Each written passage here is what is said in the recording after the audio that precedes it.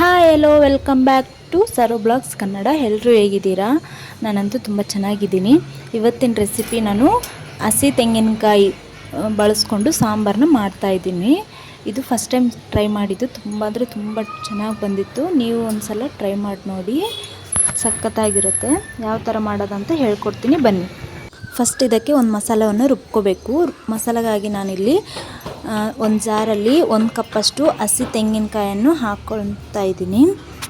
1 ಕಪ್ಪು ಹಸಿ ತೆಂಗಿನಕಾಯಿ ಹಾಕ್ಕೊಂಡ್ರೆ ಅರ್ಧ ಕಪ್ಪಷ್ಟು ಶೇಂಗಾವನ್ನು ಲೈಟಾಗಿ ಹುರ್ಕೊಂಡು ನಾನಿಲ್ಲಿ ಹಾಕ್ಕೊಳ್ತಾ ಇದ್ದೀನಿ.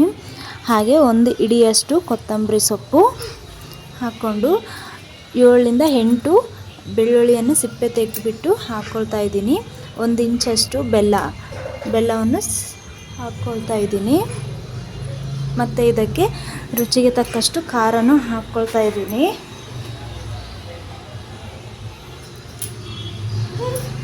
ನಂತರ ಇದಕ್ಕೆ 4-5 ಕರಿಬೇವು ಕೂಡ ಹಾಕ್ಕೊಂಡು ಆದಷ್ಟು ನುಣ್ಣಗಾಗಿ ನಾವು ರುಬ್ಕೋಬೇಕು.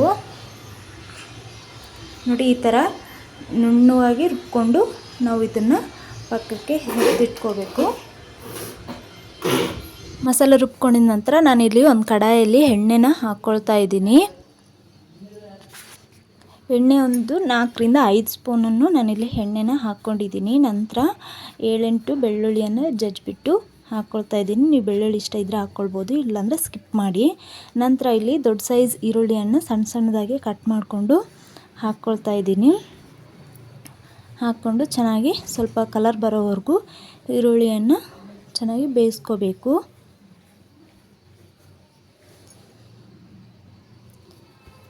ಈ ಸಾಂಬಾರು ಮಾಡಿಕೊಂಡ್ರೆ ಅಂತೂ ತುಂಬ ಚೆನ್ನಾಗಿರುತ್ತೆ ಫ್ರೆಂಡ್ಸ್. ನೀವು ಒಂದು ಸಲ ಡೆಫಿನೆಟ್ಲಿ ಆಗಿ ಮನೇಲಿ ಟ್ರೈ ಮಾಡಿ ನೋಡಿ. ಹಸಿ ಕೊಬ್ಬರಿ ಅಂತೂ ಮನೇಲಿ ಇದ್ದೇ ಇರುತ್ತೆ. ಅಮಾವಾಸ್ಯೆ ಆಗಲಿ ಯಾವುದಾಗಲಿ ಫಂಕ್ಷನ್ ಇದ್ದಾಗ, ಪೂಜೆ ಇದ್ದಾಗ ಕಾಯಿನ ಹೊಡೆದಿರ್ತೀವಲ್ಲ. ಸೊ ಅದೇ ಥರ ನಮ್ಮ ಮನೇಲಿ 2 ಕಾಯಿ ಇತ್ತು. ಸೊ ಹೊಸದಾಗಿ ರೆಸಿಪಿ ಏನಾದರೂ ಮಾಡೋಣ ಅಂಥೇಳಿ ನಾನು ಈ ಸಾಂಬಾರನ್ನು ಮಾಡಿದ್ದೀನಿ. ನಂತರ ಇದಕ್ಕೆ 1 ದೊಡ್ಡ ಸೈಜ್ ಟೊಮೊಟೊವನ್ನು ಕಟ್ ಮಾಡಿಕೊಂಡು ಅದನ್ನು ಸಣ್ಣದಾಗಿ ಕಟ್ ಮಾಡಿಕೊಂಡು ಹಾಕ್ಕೊಳ್ತಾ ಇದ್ದೀನಿ. ಟೊಮೊಟೊ ಫುಲ್ ಸಾಫ್ಟ್ ಆಗೋವರೆಗೂ ನಾವು ಚೆನ್ನಾಗಿ ಮಿಕ್ಸ್ ಮಾಡ್ಕೊತ ಬೇಯಿಸ್ಕೋಬೇಕು.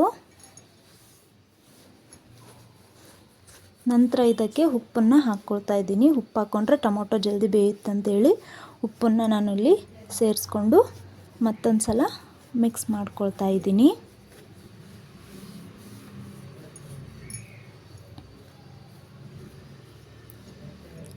ಮಿಕ್ಸ್ ಮಾಡ್ಕೊಂಡಿದ ನಂತರ ನಾನು ಇದಕ್ಕೆ ಎಣ್ಣೆ ತೇಲೋವರೆಗೂ ಹಾಗೆ ಒಂದು 5 ನಿಮಿಷ ಬಿಟ್ಕೊಂಡಿದ್ದೀನಿ. ನಂತರ ಇದಕ್ಕೆ ನಾವೇನು ಮಸಾಲ ರುಬ್ಕೊಂಡಿದ್ವಲ್ಲ ಆ ಮಸಾಲವನ್ನು ನಾನು ಇಲ್ಲಿ ಸೇರಿಸ್ಕೊಳ್ತಾ ಇದ್ದೀನಿ. ಆ ಮಸಾಲವನ್ನು ಸೇರಿಸ್ಕೊಂಡಿದ ನಂತರ ಒಂದು 3 ನಿಮಿಷ ಲೋ ಫ್ಲೇಮಲ್ಲಿ ಇಟ್ಬಿಟ್ಟು ಹಸಿ ವಾಸನೆ ಎಲ್ಲ ಹೋಗೋವರೆಗೂ ಚೆನ್ನಾಗಿ ಮಿಕ್ಸ್ ಮಾಡ್ಕೊತ ಇರಬೇಕು. ಇಲ್ಲಾಂದರೆ ತಳ ಅಂಟುತ್ತೆ ನಮಗೆ. ಸೊ ಹಾಗಾಗಿ ನಾವು ಚೆನ್ನಾಗಿ ಮಿಕ್ಸ್ ಮಾಡ್ಕೊಳ್ತಾನೆ ಲೋ ಫ್ಲೇಮಲ್ಲಿ ನಾವು ಬೇಯಿಸ್ಕೋಬೇಕು.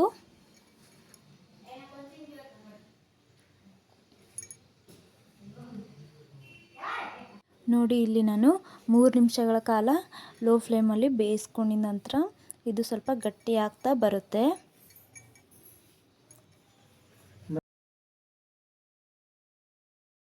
ಅದಕ್ಕೆ ಇವಾಗ ನಾನು ಮಿಕ್ಸರ್ ಜಾರಲ್ಲಿ ಸ್ವಲ್ಪ ನೀರು ಹಾಕ್ಕೊಂಡು ನೀರನ್ನು ನಾನು ಈ ಮಸಾಲೆಗೆ ಸೇರಿಸ್ಕೊಂಡು ಮಿಕ್ಸ್ ಮಾಡ್ಕೊಳ್ತಾ ಇದ್ದೀನಿ. ನೀವು ಎಷ್ಟು ಬೇಕು ನೀರು, ಸಾಂಬಾರು ತೆಳು ಬೇಕಂತ ಹೇಳಿದ್ರೆ ನೀರು ಜಾಸ್ತಿ ಹಾಕ್ಕೋಬೋದು, ಗಟ್ಟಿ ಬೇಕಂತಂದರೆ ನೀವು ಕಮ್ಮಿನೂ ಹಾಕ್ಕೊಳ್ಬೋದು. ಇದನ್ನೇ ಸ್ವಲ್ಪ ಗಟ್ಟಿ ಮಾಡಿಕೊಂಡ್ರು ಚಪಾತಿಯಲ್ಲಿ ತಿನ್ನೋಕ್ಕೂ ಚೆನ್ನಾಗಿರುತ್ತೆ. ನಂತರ ಇದಕ್ಕೆ ನಾನು ಹುಣಸೆ ಹಣ್ಣನ್ನು ನೆನೆಸಿಟ್ಬಿಟ್ಟು ಅದನ್ನು ನೀರನ್ನು ಹಾಕ್ಕೊಳ್ತಾ ಇದ್ದೀನಿ.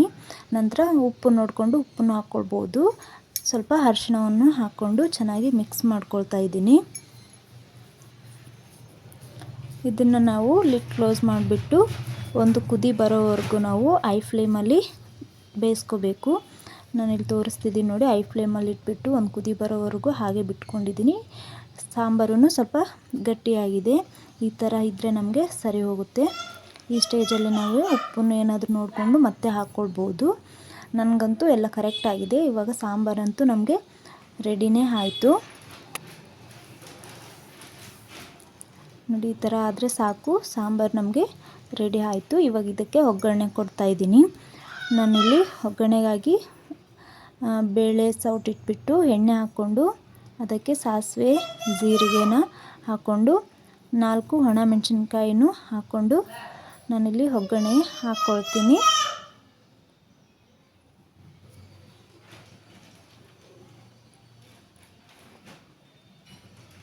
ನೋಡಿ ಎಣ್ಣೆಯಲ್ಲಿ ಹಸಿಮೆಣಸಿನ್ಕಾಯಿ ಎಲ್ಲ ಚೆನ್ನಾಗಿ ಬೇಯ್ದ ನಂತರ ನಾನಿಲ್ಲಿ ಸಾಂಬಾರಲ್ಲಿ ಮಿಕ್ಸ್ ಮಾಡ್ಕೊಳ್ತೀನಿ.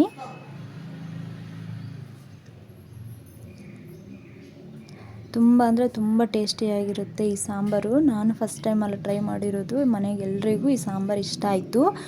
ನೀವು ಒಂದ್ಸಲ ಟ್ರೈ ಮಾಡಿ ನೋಡಿ ಹೇಗಿದೆ ಅಂತೇಳಿ ಕಾಮೆಂಟ್ ಮಾಡಿ, ಹಾಗೆ ಒಂದು ಲೈಕ್ ಮಾಡಿ ಪ್ಲೀಸ್. ನನ್ನ ವಿಡಿಯೋ ಏನಾದರೂ ಇಷ್ಟ ಆಯಿತು ಅಂದರೆ ಸಬ್ಸ್ಕ್ರೈಬ್ ಮಾಡ್ಕೊಳ್ಳೋದನ್ನು ಮರಿಬೇಡಿ.